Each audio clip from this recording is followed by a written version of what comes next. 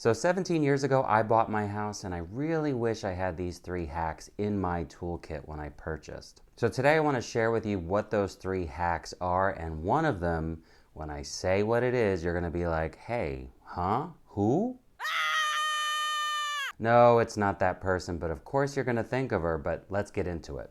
Hey, so what's going on, everybody? I'm Bob Dzienis with Coldwell Banker here in northern New Jersey. Thanks so much for tuning in. I really appreciate it. So like I just said in the beginning here, 17 years ago I bought a house. I had no idea what I was doing. My husband and I had no clue. My agent wasn't really very good thinking back. She just kind of sold us the house, went through the process with us. And thinking back, she never really guided us or gave us some insights as to what we could consider, especially once we had an accepted offer. I thought this could be helpful to you if you are in the process now. Your offer's been accepted. Fantastic, that's great. But what are some things that you really want to consider, especially now that you're under contract on a house?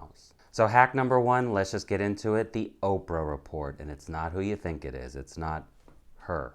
It's actually OPRA, which stands for Open Public Records Act, which basically means that you as a citizen, doesn't have to be me as a realtor, but as a citizen, if you want information about a property and an address, you can actually fill out a form. It's called an OPRA form with the town that you're looking in. Depending on the town, you can sometimes do this before, or you can do it during the transaction. I always recommend to clients, let's get it done once your offer is accepted, so that you can get some insights into the property itself. Actually, what you can do is if you Google OPRA and then the town name, or OPRA report and the town name, whole stream of information will come in.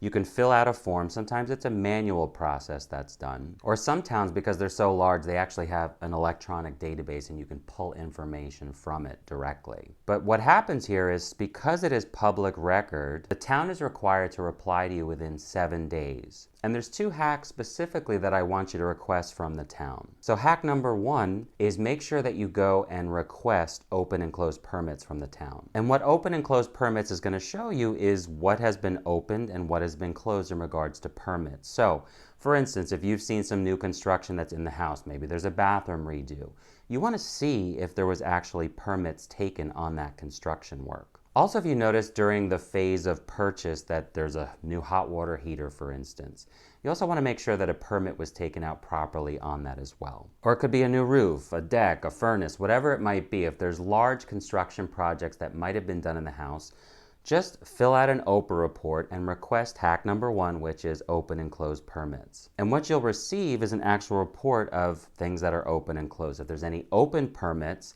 you want to share this report overall with your attorney, because your attorney is going to make sure and also request that the seller close these permits. And that usually involves the town coming in, doing a visual inspection or just an inspection overall to close out the permit. Now, what I've seen is there's been some older permits, they could be 30 years old, that were never closed, and sometimes they just get grandfathered in. It's a quick approval. But this is a critical step, and it really can help you in the negotiation process, especially when you're under contract. If there's an open permit that needs to be closed, many of those permits need to be closed before you can actually occupy the home. So a critical first step here is hack number 1 is ask for open and closed permits from the town. Okay, hack number 2 that you want to also request from the town is the tax card.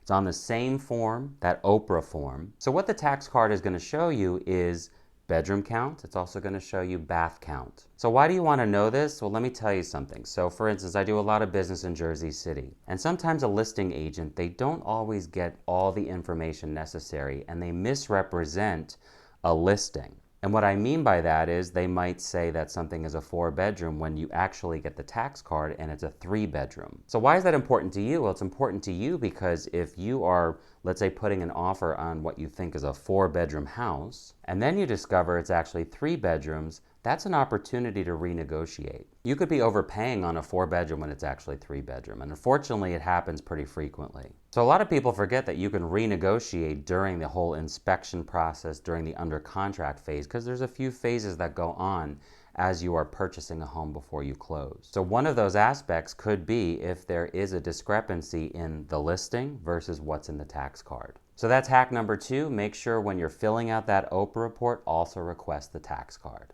Okay, finally, hack number 3. I wish I knew this when I purchased my house, because I have a feeling I have one of these on my property. I never had it checked.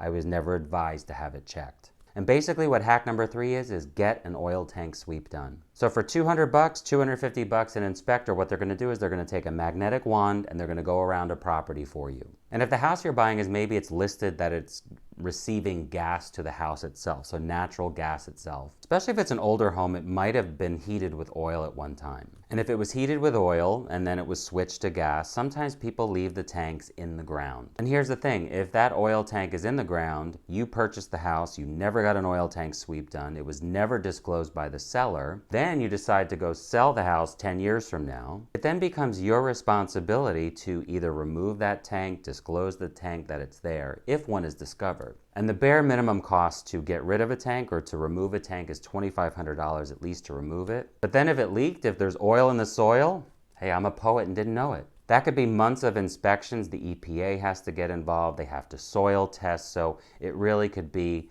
a huge headache for you as a future seller of that house that you're purchasing. Do yourself a favor. If you're buying a single family home, if you're buying, let's say, a 2 to 4 family, it's got some sidewalk space out front.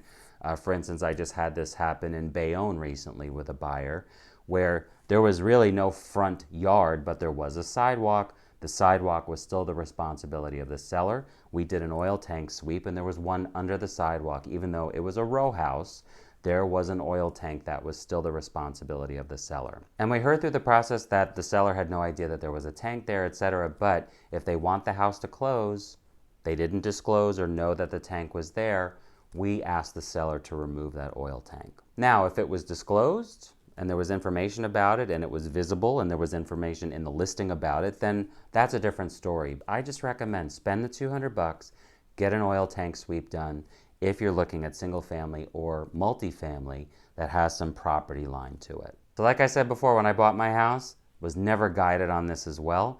I'm sure my house was built in 1942 that there probably was an oil tank here at one time. I'm really looking forward to when I have to go to sell this house, I'll tell you. So we'll see. But I'm going to spend the $200 to see and just make sure that nothing is there in the meantime, because I think it's important to disclose as much as possible when we want to sell this house. All right, so there you go. 3 hacks that can help you as you're going through the under contract phase. You've got the house pretty much. Now you just got to get to the closing table.